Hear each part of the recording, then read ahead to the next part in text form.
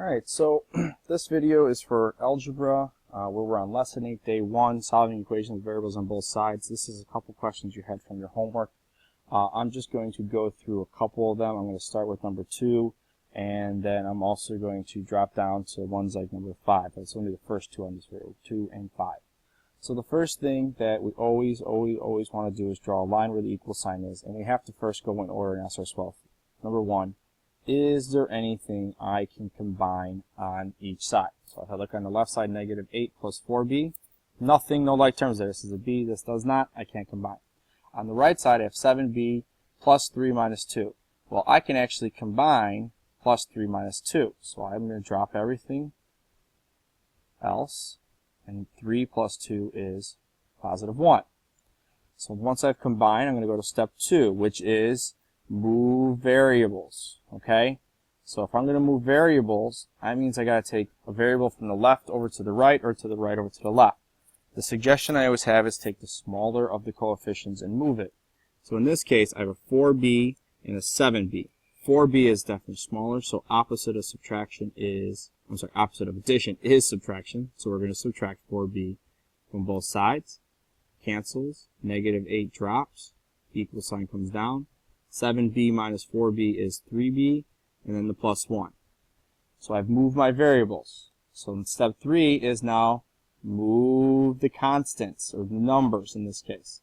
So now I've moved the variables from left to right. I'm going to move my constants from right to left. So I have this positive 1, I need to move it over, so I'm going to subtract 1 from both sides. And when I do that, I'm going to kind of bring it over here. I have a negative 8 minus 1, which is negative 9, and 3b. So the last part now is to just solve. Well, in order to solve, I have to get my variable b by itself. So 3 times b, opposite of multiplication, is division. Negative 9 divided by 3 is negative 3 is equal to b. So we've got to follow those 4 steps. We follow those 4 steps, we will lead us to the correct solution. So going to number 5 now, okay? We're going to draw our line through here.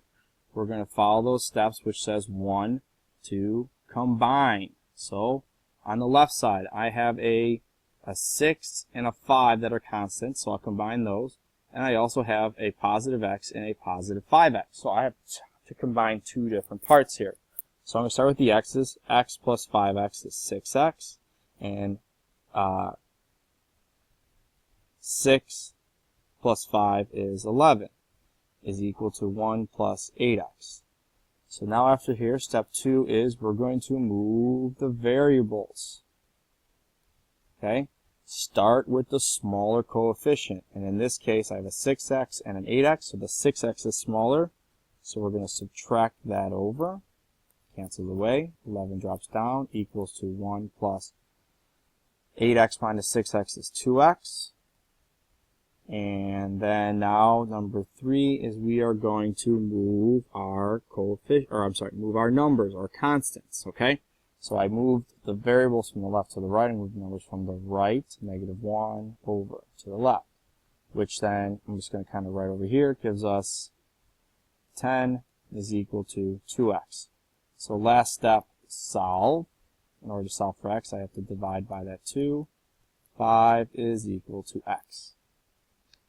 The last thing I'm going to go over here is a problem in which will give you a no solution or infinite many solutions, and that will be problem 11. This will be the last one in the video.